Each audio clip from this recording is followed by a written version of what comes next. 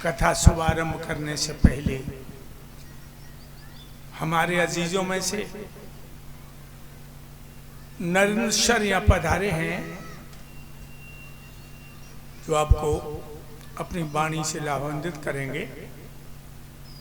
आप लोग उनकी तरफ ध्यान देते हुए उनकी बात को सुने। धन्यवाद।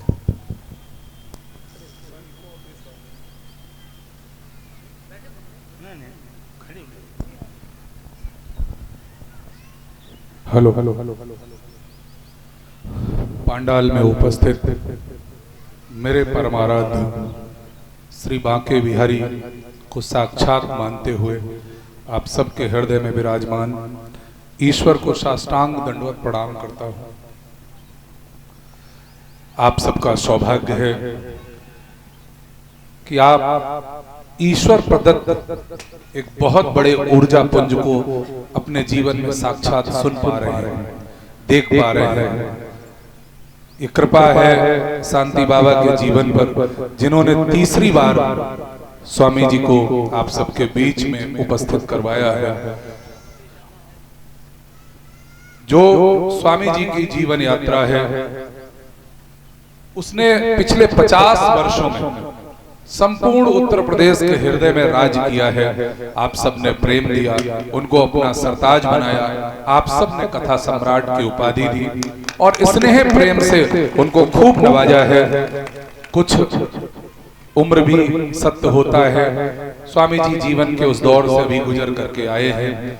हम लोग एक समय बहुत निराश थे, ऐसा लगता नहीं था कि हम लोग उनकी ओजमयी वाणी को लंबे समय तक सुन पाएंगे, लेकिन उनके परिवार के अथिक परिश्रम, मेहनत, पूजनी माता जी के बड़े योगदान के कारण वो अब स्वस्थ हैं, हो रहे हैं। ये तो नहीं कह सकते कि पूर्णतः स्वस्थ हैं, लेकिन हो रहे हैं। लेकिन उनका कृष्ण के चरणों के प्रति जो अनुराग है वो उन्हें बिस्तर पर लेटने नहीं देता, सोने नहीं देता।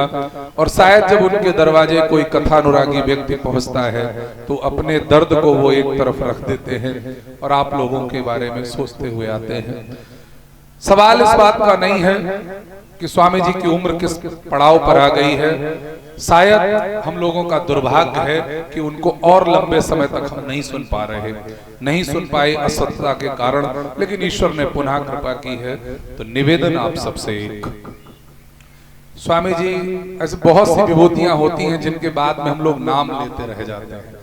उनके बारे में ये सोचते हैं कि काश ये लोग और ठहर जाते और हम पर कृपा कर जाते तो हमारा जीवन उनको देख पाता, सुन पाता, आने वाली पीढ़ी संस्कारित हो पाती।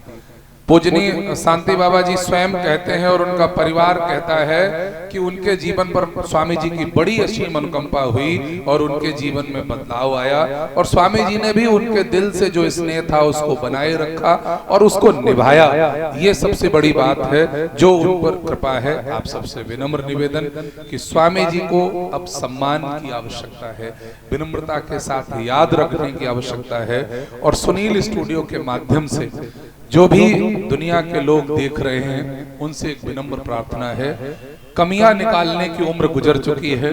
अब स्वामी जी के बारे में कमियां निकालने का अवसर नहीं है। जिस उम्र में आकर वो जितने सलीके से हमें रसास्वादन करा रहे हैं प्रभु की कथा का, जो आलोचना करने वाले लोग हैं, वो जब स्वामी जी के उम्र के पड़ाव पर पहुंचेंगे तो शायद वो ठीक से बैठने की स्थिति में नहीं होंगे, बोलने की स्थिति में नहीं होंगे। इसलिए हमारे सबके एक पूज्य सितारे हैं स्वामी जी, और मेरा सौभाग्य बालकाल से रहा है। बहुत छोटी उम्र से स्वामी जी को सुना है, सानिध्य पाया है, लेकिन जो कुछ मैं YouTube के माध्यम से सुनता हूँ, देखता हूँ, उन सबको संदेश है मेरा इस मंच के माध्यम से कि शायद सूर्य पर थूकने का अपराध न करें तो बेहतर होगा। ये विनम्रता के साथ कह रहा हूँ। ईश्वर हर किसी को स्वामी आधार चेतन बनने का मौका नहीं देता है। उनके पद चिन्हों पर चलते रहेंगे तो हो सकता है कि जीवन यापन लोगों का हो जाए, लेकिन जिनको ये अभिलाषा है कि वो स्वामी आधार चेतन बन सकते हैं, ये सपने देखना छोड़ दें और स्वामी जी पर थूकना भी छोड़ दें। ये देखें कि वो आपकी पूंजी है, उनका सम्मान कैसे करें, उनकी इज्जत कैसे करें और उनको सुने ज्यादा से ज्यादा। तुम जब भी मैं स्वामी जी से मिलता हूँ हमेशा एक नई अनुभूति होती है। आप सब बहुत बड़भागी हैं, स्वामी जी को आप सुन पा रहे हैं और मुझे लगता है उनका मुखारबिंद ही आपको ज्यादा अच्छा लगेगा। मैं कोई बात बहुत देर तक कहूंगा, आपको उतनी अच्छी नहीं लगेगी, इसलिए स्वामी जी ही आपको आगे की कथा सुनाएं। हम सब मिलकर के रोज स्वामी जी के दीर्घायु जीवन की प्रार्थना करें कि भगवान इस यज्ञ से प्राप्त होने वाला पुण्य स्वामी जी को दीर्घायु और स्वस्थ जीवन प्रदान करे और वो बहुत लंबे समय तक हम सबके बीच में रहें। आप हम सब के सूर्य हैं और हम सब भाग्यशाली हैं कि आपको गाते बजाते हुए हम सब ने देखा है, सुना है। बहुत से गायकों की तो कैसे हम लोग सुने होंगे, लेकिन स्वामी जी को साक्षात देख पाए, सुन पाए, ये ईश्वर की कृपा है। इसलिए ईश्वर को धन्यवाद भी दीजिए और स्वामी जी से प्रार्थना करिए कि वो अपनी ओजस्वी वाणी से हमें कृतार्थ करते रहें। पूज्य स्वामी जी। धन्यवाद धन्यवाद। बोलो गुरुदेव भगवान की। प्रिय भक्तों, अभी नरेंद्र सर पुण्यात्मा ने आपको दिशा दी है और जानते हो जिसकी दिशा अच्छी होती है उसकी दशा अच्छी होती है, और जिसकी दिशा अच्छी नहीं होती उनकी दशा अच्छी नहीं होती। ध्यान रखिए भक्तों, भगवान की पावन गाथाएं आप लोग सुन रहे हैं। हमें घमंड है कि हमारे शिष्य शांति बाबा ने इस पवित्र भूमि को और भी पावन बना दिया। संत भगवानों के पदार्पण से, पुण्य आत्माओं के पदार्पण से, पुण्य आत्माओं के पदार्पण से पवित्र भूमि सारी तीर्थ बन गई। भाइयों,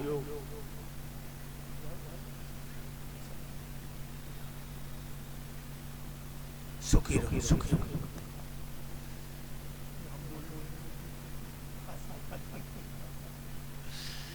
भाइयों,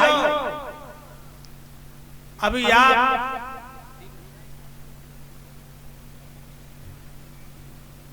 चंद्रवंश और सूर्यवंश की कथा सुन रहे थे।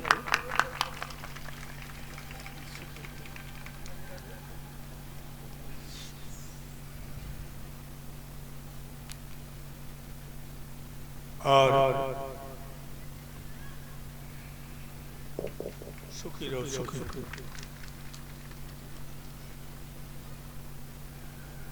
ये बालक सोनू यादव जूड़ा नवादा से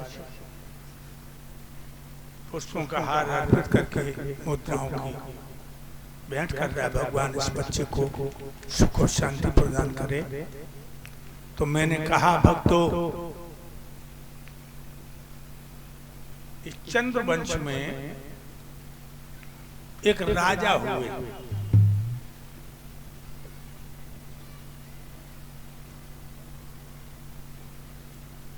जिन राजा का नाम है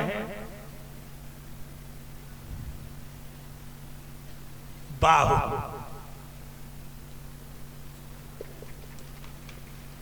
बाहु के पुत्र हुए हैं उग्रसेन, जो मथुरा के राजा हैं, बड़े धर्मात्मा राजा हैं। लेकिन भाइयों, उनकी प्राण प्यारी दुल्हन का नाम है पवन रेखा।